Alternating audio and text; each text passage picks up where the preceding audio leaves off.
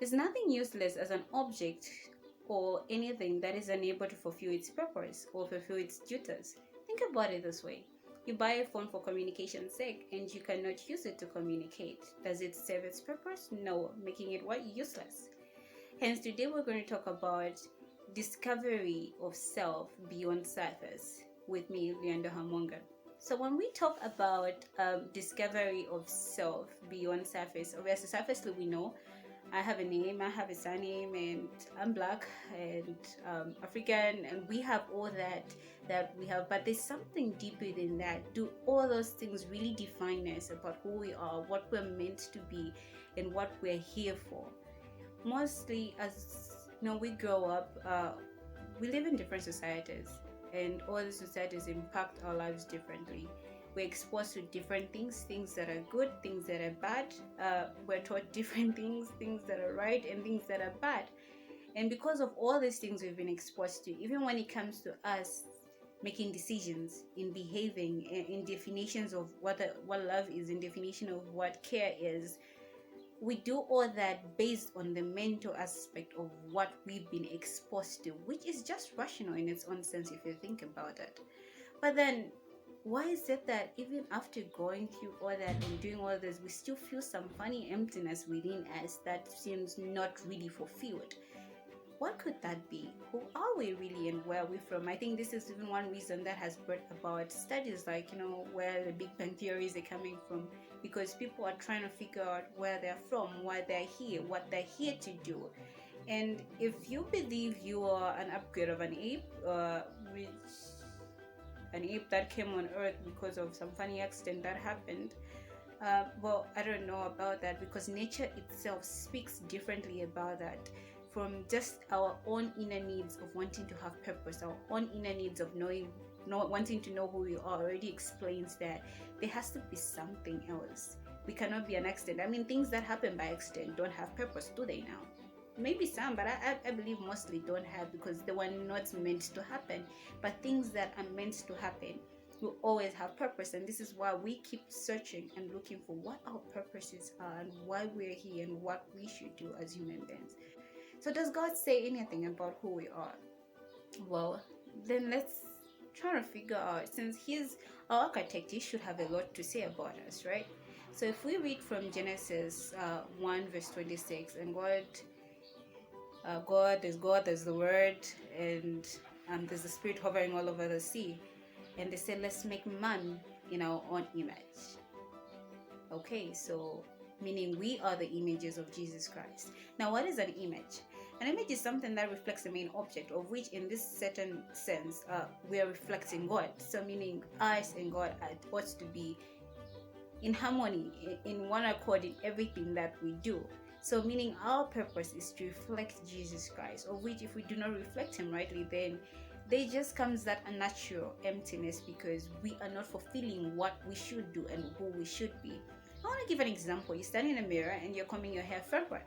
For some funny reason, your image is combing its hair backward. Does it make sense? You already feel off, because your image is not doing what it's supposed to do. It feels like it's not yours at all.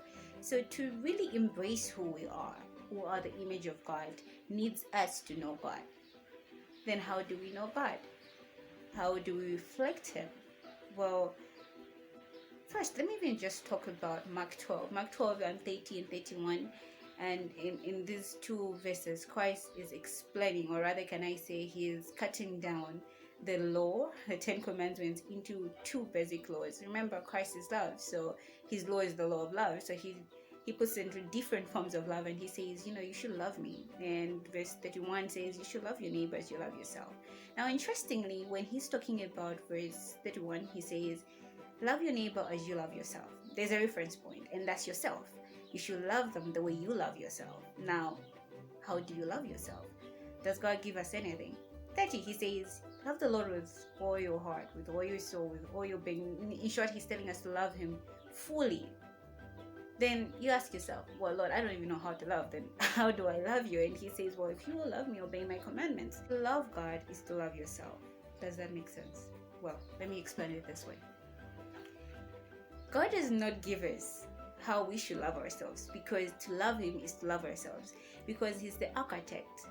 in trying to reach the standards that He's put in place, obviously with the help of the Spirit of God, we are putting our lives in place. Because all that He's trying to do, think about Him coming to earth to die, going through all that stress on the cross, just that man could be saved, something that He could have just destroyed and recreated.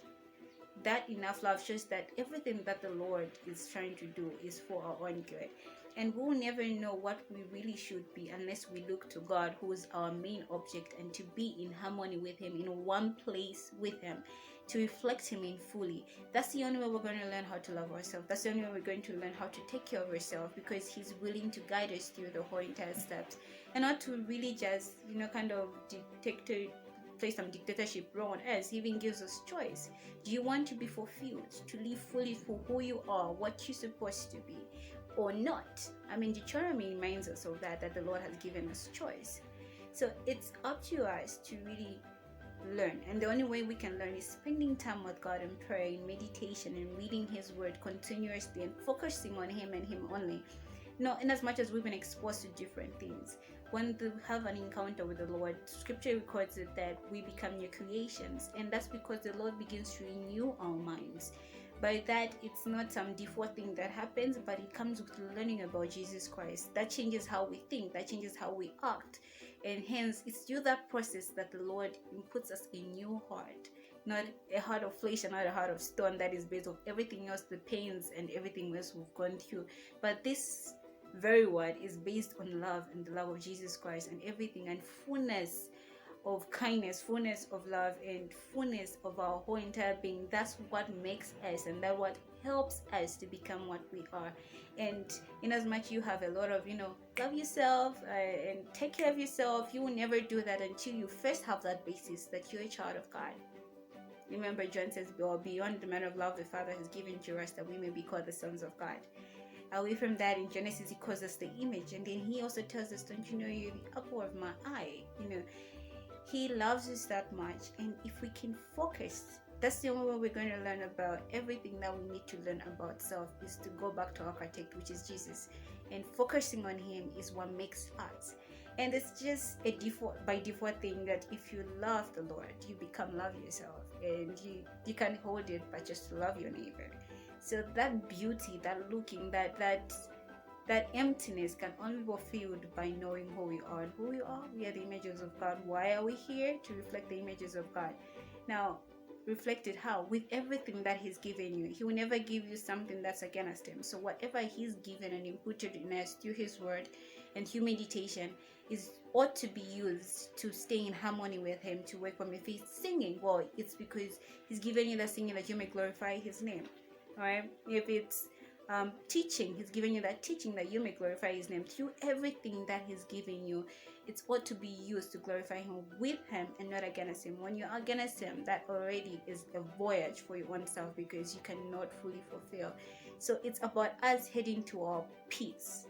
Then that's where we find success. Because if it was about us getting our dream cars, our dream husbands, our dream children, our dream whatever that you have been dreaming about, then I think the preachers right now would have been the happiest. But even them feel so much emptiness, because that, as long as that aspect of us is not fulfilled as human beings, our lives remain nothing but just empty tunes.